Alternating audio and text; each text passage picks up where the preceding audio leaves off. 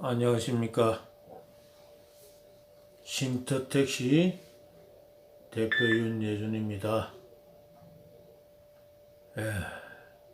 오늘은 과연 택시가 어떤 법에 의해서 운행이 되고 사업이 진행이 되어야 되는 건지 간단하게 오늘 방송을 하겠습니다.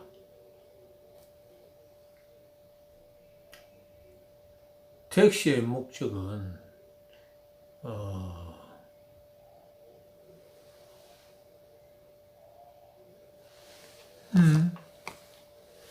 뭐야?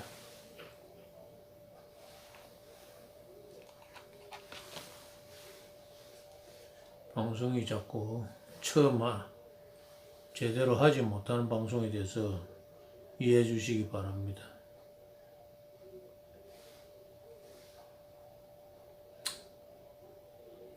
여객자동차 운수사업법에 의해서 여객자동차 사업법, 이 법은 여객자동차 운수사업에 관한 질서를 확립하고 여객의 원활한 운송과 여객자동차 운수사업의 종합적인 발달을 도모하여 공공복리를 정진하는 것을 목적으로 한다. 이렇게 목적을 두고 있습니다. 여객자동차 운수사업. 그 목적을 두고 있는 중에 여러분들도 아시다시피 전액관리제라는 이러한 법이 있습니다. 전액관리라는 이 지침이 있습니다. 이 지침은 결국은 국토부 장관에 의한 지침이라고 볼 수 있습니다. 그 지침 자체가 제21조 여객자동차 운수사업법 제21조 운송사업자의 준수사항에서 대통령령으로 정하는 운송사업자는 운수종사자가 이용자에게 받은 운임이나 요금을 운송수익금이라고 합니다. 이 전액에 대해 다음과 각 호의 사항을 준수하여야 한다고 2019년 8월 17일 개정을 하였습니다. 그리고 시행일을 2020년 1월 1일로 시작을 하도록 하였습니다. 근데 이 법이 올해 1월 1일부터 시행이 되어야 되는 것들이 지금 시효 기간을 약 1년을 두고 있다고 보면 됩니다. 그러면 2021년도부터는 21조 1항 제5호까지 모두 지켜야 한다는 겁니다. 그러면 제1호는 어떤 내용을 담고 있느냐? 1일 근무시간 동안 택시요금 미터, 운송수익금, 관리를 위하여 설치한 확인 장치를 포함한다. 기록된 운송수익금 전액을 운수종사자의 근무 종료 당일 수납할 것, 이래 되어 있습니다. 1일 택시기사가 일을 하여서 손님들에게 받은 요금 전액을 회사에 납입하도록 되어 있습니다. 그러면은 택시기사들이 현재 어떤 방식으로 납입이 되고 있느냐? 사실상 이제는 신용카드나 체크카드로 택시요금을 지불하다 보니 이제는 회사에 택시 기사들이 수시로 들락날락 하면서 택시 요금을 납입할 이유가 없어지는 것으로 보아야 할 것입니다. 택시 운송 수익금이라는 것은 택시 타고 이용한 승객에게 받은 요금입니다. 이 자체가 이제는 자동으로 자연스럽게 택시 회사에 납입이 되고 있음을 여러분들께서 간파하여 주시기 바라며, 제2호에는 일정 금액의 운송수익금 기준액을 정하여 수납하지 않을 것을 법으로 명시하고 있습니다. 일정 금액을 운송수익금 기준액을 정하지 않아야 함에도 불구하고 현재 택시에서는 이것이 적산업금이라는 겁니다. 기준 운송수익금을 정하여 납입하도록, 택시 기사들에게 납입하도록 하고 있습니다. 그렇지만 앞으로 지금의 택시 요금을 신용카드나 체크카드, 일부 교통카드까지 택시 요금을 지급하고 있으므로 택시 기사들에게 산악금을 정할 이유가 없어지는 그런 시점에 와 있다는 겁니다. 그것을 미리 알고 2019년 8월 27일 법을 개정을 하여서 시행일을 2020년 1월 1일로 정하여 놓았다는 것입니다. 이 정해진 것들을 사업자들과 어용 노조들이 실질적으로 택시 운송에 대한 투명성을 저해하는 이런 일들을 하고 있다는 것입니다. 그러고 택시 산악금이라는 일명의 돈을 제21조 3호에 차량 운행에 필요한 제반 경비, 주유비든 세차비든 차량 수리비든 사고 처리비 등을 운수 종사자에게 운송 수익금이나 그 밖에 금전으로 충당하지 않을 것을 명시하고 있다는 겁니다. 그러므로서 산악금이라는 것을 정하여서 택시 기사들이 개인의 사비를 또는 일명 빚을 내어서 산악금을 채워 였는 그런 일들이 일어나지 않도록 법이 명시하고 있다는 것을 여러분들께서 잘 알기 바라며, 운송 수익금에 제4호에 보면은 운송 수익금 확인 기능을 갖춘 운송 기록 장치를 갖추고, 운송 기록이 즉 택시가 운행하는 그 기록들 전체, 요금이든 속도든 뭐 어떤 방식이든 어디를 갔든 이런 배회하는 이런 자체를 전부 다 운송 기록 장치에 다 담을 수 있도록 갖추고 운송 수익금 자료를 보관을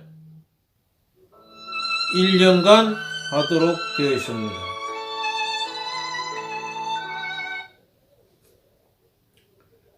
이것은 결국 무엇을 하려나, 택시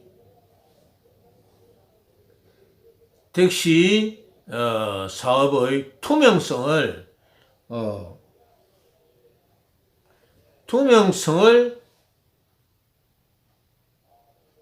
정부에서 지키겠다는 겁니다. 거짓 세금 포탈하는 이런 일들을 이제는 막아 버리겠다는 것입니다.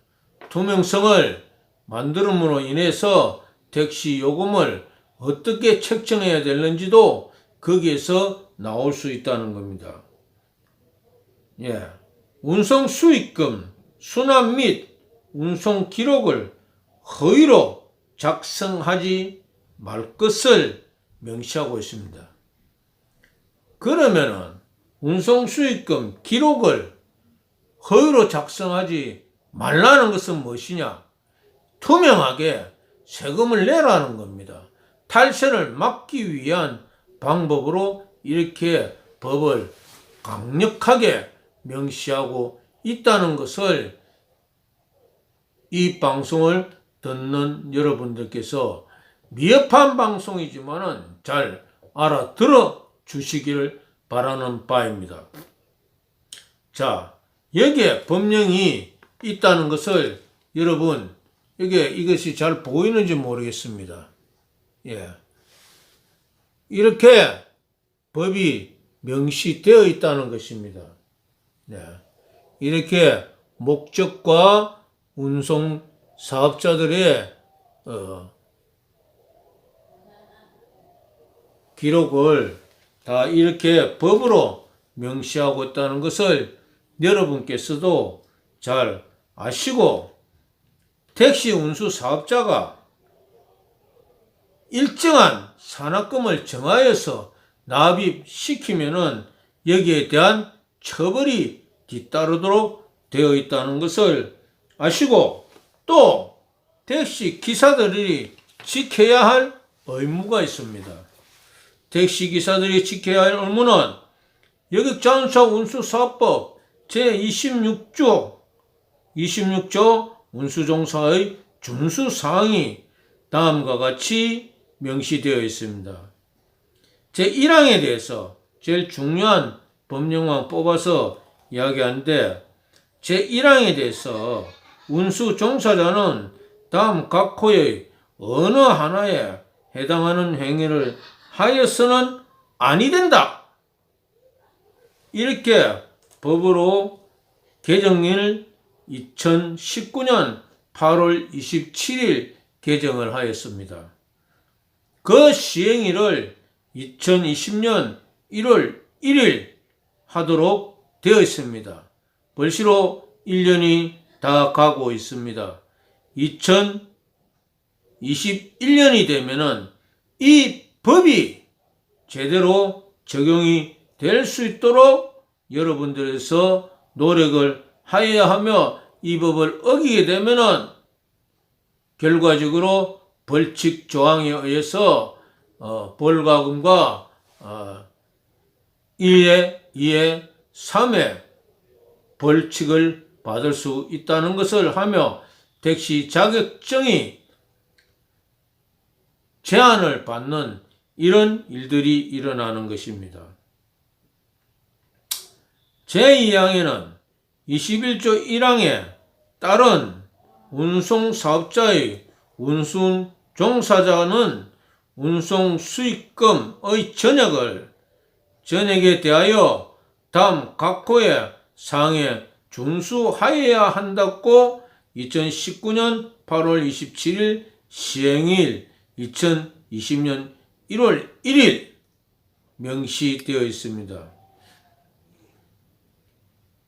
제2항의 제1호 1일 근무 시간 동안 택시 요금 미터에 기록된 운송 수익금의 전액을 운수 종사자의 근무 종료 당일 운송사업자를 납부할 것. 납부할 것이라고 되어 있습니다. 그런데 앞으로는 카드로 다 되기 때문에 자동적으로 납부가 되도록 되어 있습니다. 그런데 임의적으로 택시에서 카드로서 결제를 하려고 하는 승객들에 의해서 그것을 거부를 하게 되면은 그 역시 처벌을 받도록 되어 있습니다. 운수 종사자들은 조심하여서 이런 일을 잘 알고 대처하여 주시기 바랍니다. 제2호는 일정 금액의 운송 수익금 기준액을 정하여 납부하지 않을 것이라 명시되어 있습니다. 일정한 금액을 운송 수익금, 즉 산악금 기준액을 정하여 납부하지 말라고 했습니다. 그러는데 이 노조가 어떻게 하고 있습니까?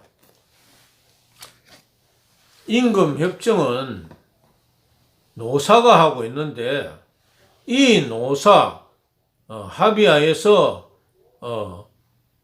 모든 근로 조건이 만들어져야 되는 것들인데 노사 합의로 해서 산악금을 정해요.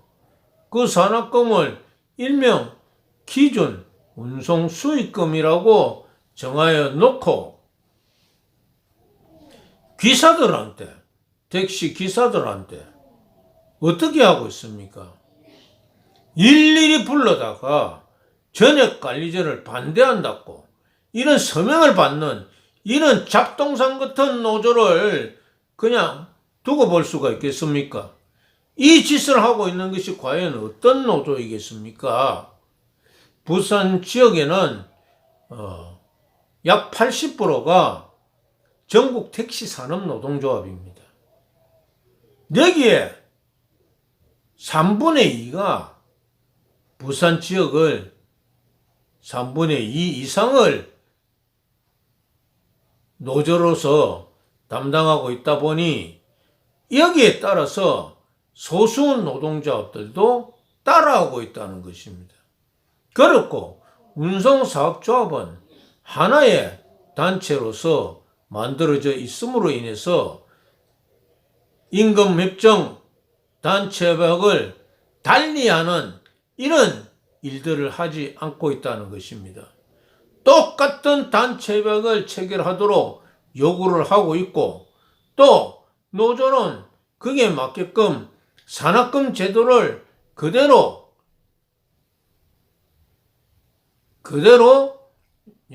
적용할 수 있도록 하고 있다는 것입니다. 그러면 이런 노조들을 법적으로 처단을 해야 되는 입장인데 법적인 처단을 할 수 있는 방법을 찾지를 못하고 있다는 겁니다. 그러다 보니 의용 노조들은 어떻게 하고 있습니까? 의용 노조들은 막말로 해서 배째라는 식으로 자기네들에 의해서 산악금을 정하였고 그 정한 것을 사업자와 합의를 하여서 택시 근로자들에게 적용시키는 이런 일을 하고 있다는 것입니다. 과연 이것이 운송사업자와 노조가 이런 일을 하고 있다고 볼 수 있다는 것입니까? 아니라는 겁니다. 이것을 묵인해주고 있는 행정관청들이 자기들의 의무를 다 하지 못함으로 인해서 이렇게 법은 법대로 현실은 현실대로 따로 노는 따로국밥 같은 이런 일들을 하고 있다는 것입니다. 이제는 행정관청부터 책임을 물어야 한다는 것입니다. 택시를 이렇게 비폐하게 만들고 택시 기사들을 안중에도 없이 빈곤층으로 만드는 이러한 행정관청을 두고 보아서는 안 된다는 것입니다. 택시 기사들은 정말 공공의 질서와 의무를 다하기 위해서 공익적으로 일을 해왔다는 것입니다. 순수하게 일을 해온 택시 기사들에게 피땀을 빨아먹는 이런 일들이 일어나서는 안 된다는 것입니다. 택시 이 부분들을 과연 누가 바로잡아줘야 될 것이냐? 정부라는 겁니다. 정부가 바로 잡아주어야 이 택시가 원만한 사회의 한 일원으로서 보람을 찾아가는 우리 택시 기사들이 이제는 큰 일을 할 수 있다는 겁니다. 택시가 과연 무엇입니까? 택시가 무엇입니까? 사람의 치면은 사실상 발에 해당한다는 겁니다. 발. 건강한 발이 중요하다는 겁니다. 택시가 건강해야 된다는 겁니다. 건강하지 않고 때거리 걱정하는 이런 택시 기사들에 의해서 사회를 받쳐주는 그런 일을 할 수 있습니까? 그것을 바라는 행정당국과 정부가 문제가 아니겠습니까? 사업자들은 사업을 하면서 이익을 추구하는 게 당연한 것이죠. 노조는 근로의 제공에 있어서 거기에 대한 대가를 받도록 하는 것이 노조임에도 그 노조가 지금은 타성에 젖어서 산악금을 올려주는 이런 일들밖에 하고 있지 않다는 것입니다. 근로의 환경을 바꾸는 것보다는 개선하는 것보다는 산악금 인상에 대한 것에 혈안이 되어 있다는 겁니다. 그렇다 보니 이 노조가 과연 노동조합입니까? 사업자지요. 왜 사업자냐? 자기 손에 산악금, 기존 운송 수익금을 인상해 줄 수 있는 조건을 모두 갖추어 있기 때문에 그 산악금 인상이 해줄 이유가 과연 뭐가 있겠습니까? 결국에는 산악금 인상에서 떡고물이라도 떨어진다는 것을 삼척동자도 알 수 있는 이런 것들이 아니겠습니까? 아니라고 말할 수 있습니까? 그러면 법대로 근로를 제공해준 그 시간대로 대가를 받도록 하는 것이 노조가 아닙니까? 노조가 할 일이 아닙니까? 우리 택시기사들이 과연 몇 시간을 일하고 있습니까? 노조가 정해준 산악금, 그 산악금을 채우기 위해서 몇 시간을 일하고 있습니까? 보통 10시간 정도는 근무를 해야 된다는 겁니다.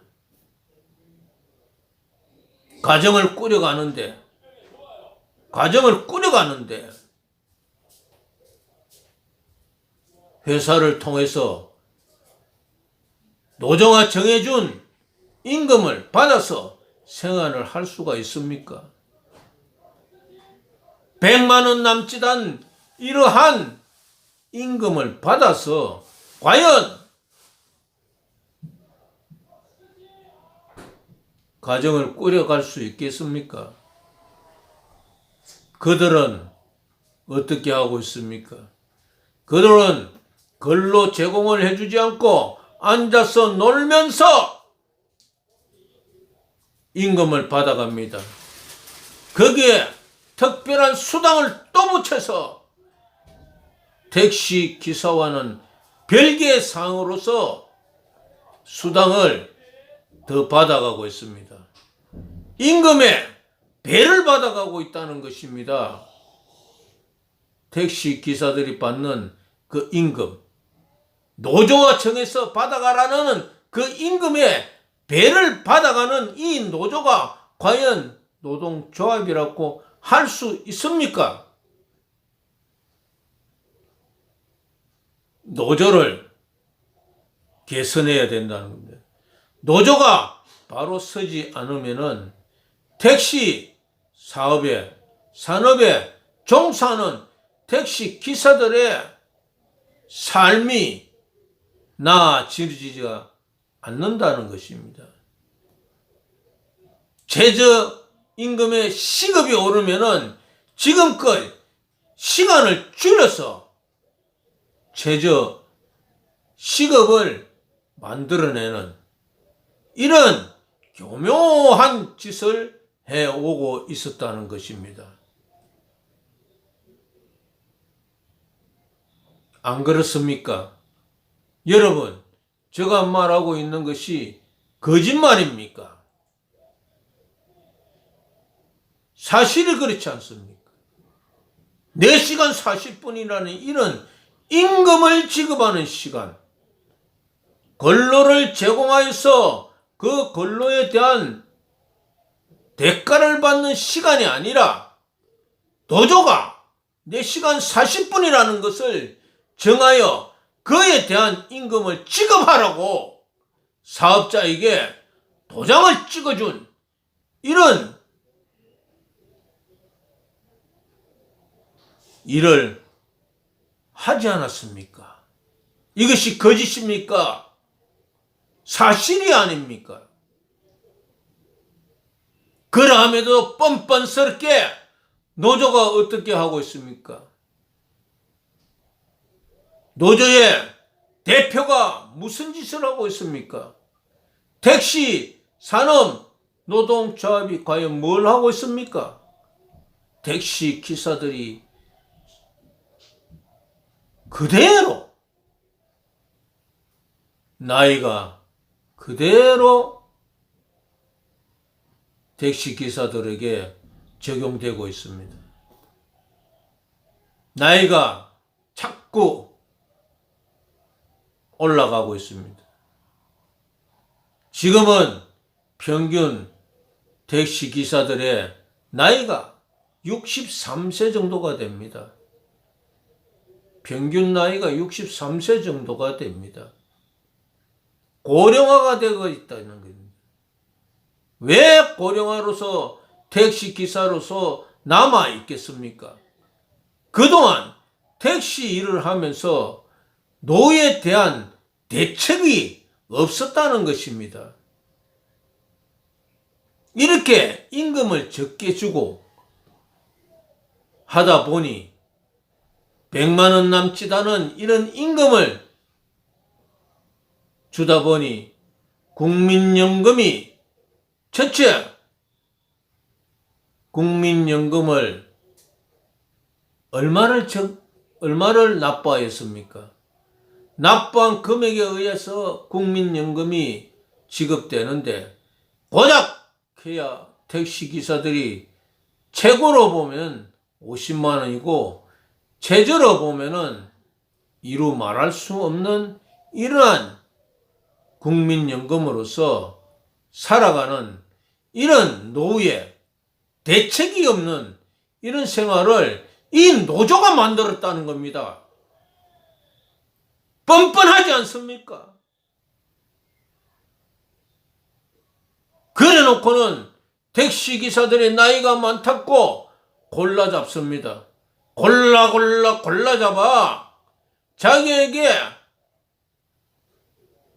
방귀를 든다든가 입 빠른 소리를 한다든가 그런 사람들을 회사와 숙덕공화에서 결국에는 보이지가 않습니다. 어디로 갔겠습니까? 그 사업장에 일하고 있던 택시기사가 보이지 않는 이런 일이 일어나고 있음을 택시기사들이 잘 알고 있다는 겁니다. 그러므로 인해서 입에다가 재갈을 물리는 이런 일들을 노조가 하고 있다는 겁니다. 이 노조를 어떻게 하면 좋겠습니까? 어떻게 해야 이 노조를 제대로 된 길로 갈 수 있도록 만들 수 있겠습니까?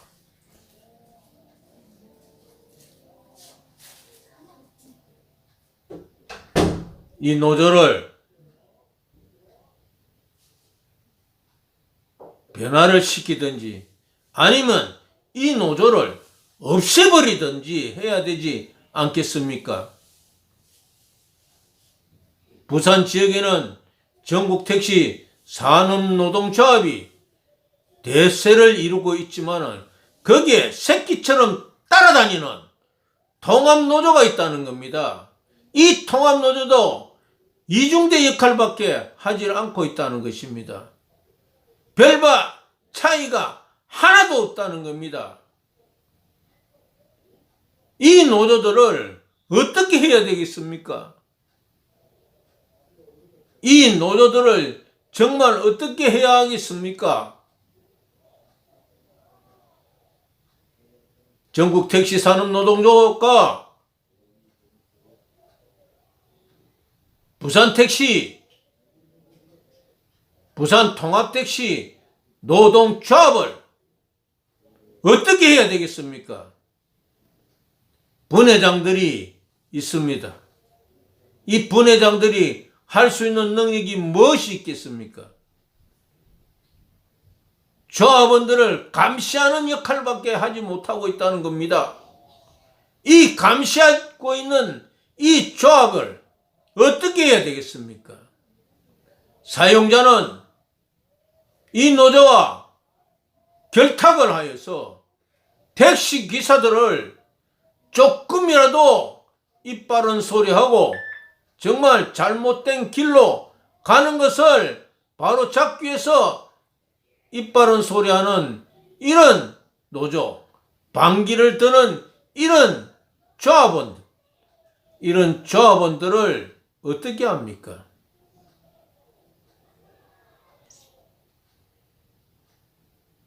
탄압을 하죠.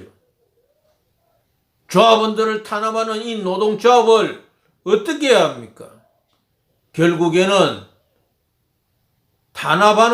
탄압당하는 이 택시 기사에게 불합리한 일들이 일어나고 있는 것이 비일비재하지 않습니까? 그 회사에서 그 노조와 다툼을 벌이고 만약에 그 회사를 그만두게 되면은 다 택시 회사에는 취업이 되지 않는다는 겁니다. 이렇게 똘똘 뭉쳐 있다는 것입니다. 그들이 택시 기사들이 똘똘 뭉치도 시원찮을 판에 택시 노조와 사업자가 똘똘 뭉쳐서 택시 기사들을 관리하고 있다는 겁니다. 이 관리하는 제도를 먼저 파괴해야 된다는 겁니다. 이 관리하는 제도가 첫째, 택시 기사 자격증을 교통관리공단에서 관리를 해줘야 된다는 겁니다. 교통관리공단에서 이것부터 먼저 택시 기사 자격증을 먼저 관리하도록 해야만이 조금이나 타 회사에 택시 기사가 취업하는 것이 조금은 수월타는 겁니다. 그래도 택시 기사들이 취업을 할 때 이력서에 어느 회사에 다녔다는 것을 기록을 하게 되면은 이 사업자가 상대 회사에 전화를 하여 물어보게 되면은 그 회사에서 거부의 목소리를 낼 때는 이 택시 기사들이 취업을 하지 못하는 이러한 일들을 바로 잡아줘야 될 것이 정부가 아닙니까? 정부가 뭘 합니까? 행정관청이 뭘 합니까? 앉아서 낮잠만 자고 탁상공론만 하고 있는 이 행정관청을 어떻게 해야 되겠습니까? 이자들에 의해서 택시 기사들은 점점 가면 갈수록 빈곤층의 나락으로 떨어지고 있다는 것을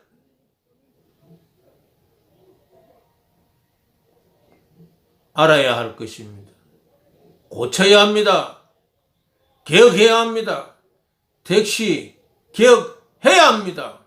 해야 한다는 것을 여러분들께서 오늘 방송을 그만 마치기로 하겠습니다.